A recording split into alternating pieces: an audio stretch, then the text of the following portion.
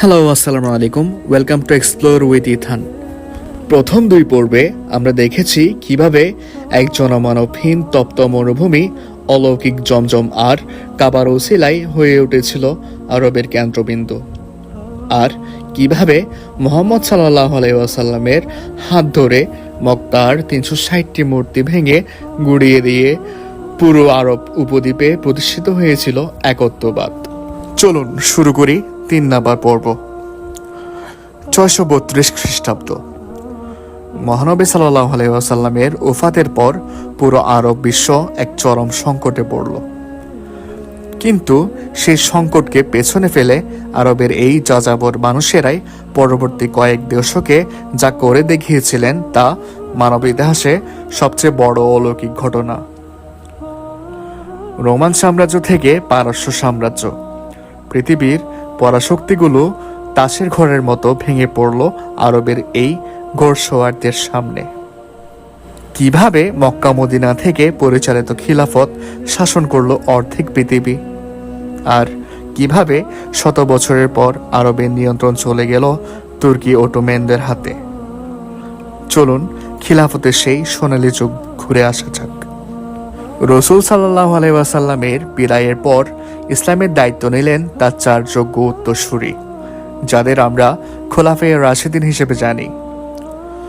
প্রথম খলিফা আবু বকর রাদিয়াল্লাহু এর আমলে আরবের ভেতরের বিদ্রোহ দমন করা হলো, আর দ্বিতীয় খলিফা ওমর রাদিয়াল্লাহু এর আমলে ইসলামের ইতিহাস এক নতুন উচ্চতায় পৌঁছালো।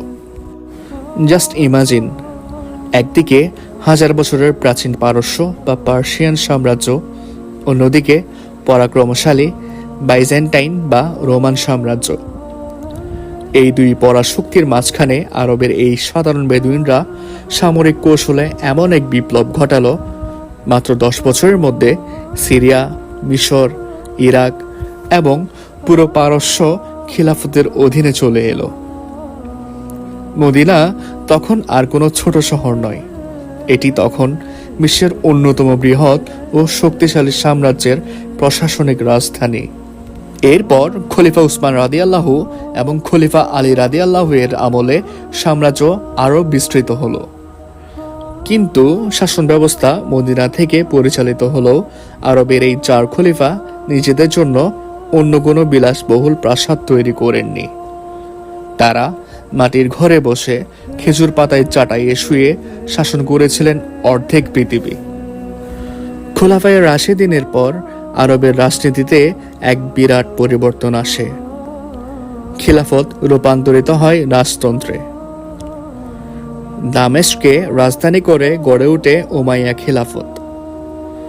উমাইয়াদের আমলে ইসলামের সীমানা স্পেন থেকে শুরু করে ভারতের সিন্ধু নদ পর্যন্ত পৌঁছে যায়। এরপর আসে আব্বাসীয় খিলাফত। তারা ইরাকের বাগদাদকে রাজধানী বানায়। এই আব্বাসীয় আমলকে বলা হয় ইসলামের সোনালী যুগ বা গোল্ডেন এজ। বিজ্ঞান, চিকিৎসা, গণিত আর দর্শনে মুসলমানরা তখন পুরো পৃথিবীকে নেতৃত্ব দিচ্ছে।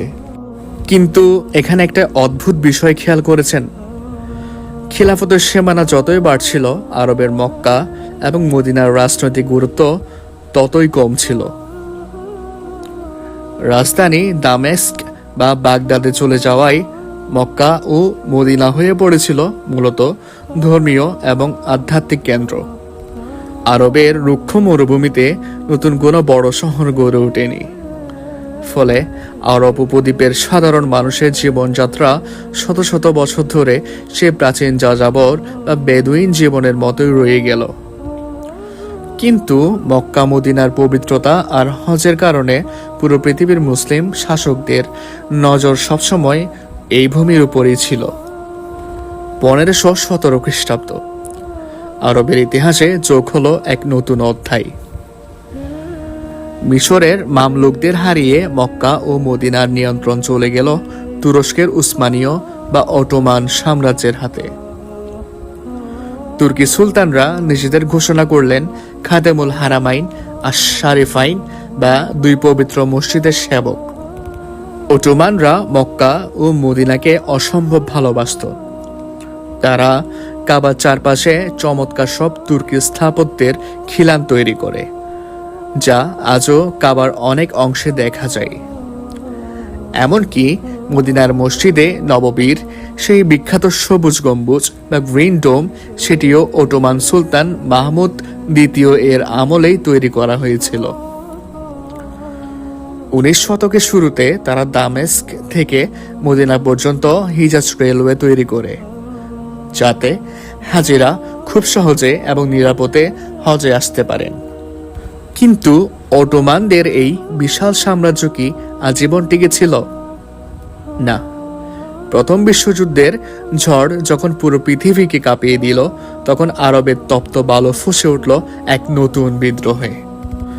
বিংশ শতাব্দীর শুরু। প্রথম বিশ্বযুদ্ধে অটোমানদের পতন ঘটাতে ব্রিটিশরা আরবের ভিতরে এক চাল চালল। তারা আরবের বেদুইনদের উস্কে দিল তুর্কিদের বিরুদ্ধে। শুরু হলো গ্রেট আরব রিভোল্ট বা আরবের মহাবিদ্রোহ। কিন্তু এই বিশৃঙ্খলা আর যুদ্ধের আগুনের মাঝেই আরবের নজদ মরুভূমি থেকে নিঃশব্দে ফুঁসে উঠছিল এক পরিবার। এমন এক পরিবার যারা তুর্কি আর ব্রিটিশ উভয়কেই টেক্কা দিয়ে এই পবিত্র ভূমিতে নিজেদের একচ্ছত্র সাম্রাজ্য প্রতিষ্ঠা করতে যাচ্ছিল, যাদের নামেই আজকের এই দেশের নাম সৌদি আরব। কিভাবে এক চরম রক্তক্ষয়ী যুদ্ধের মাধ্যমে উসমানীয়দের হটিয়ে জন্ম নিল আল সৌদ রাজবংশ? আর কেনই বা একটি দেশের নাম রাখা হলো একটি পরিবারের নামে? জানতে হলে আমাদের চোখ রাখতে হবে এই সিরিজের চতুর্থ পর্বে। দেখা হচ্ছে চতুর্থ পর্বে। If you like our videos, please subscribe to our channel. Thank you very much.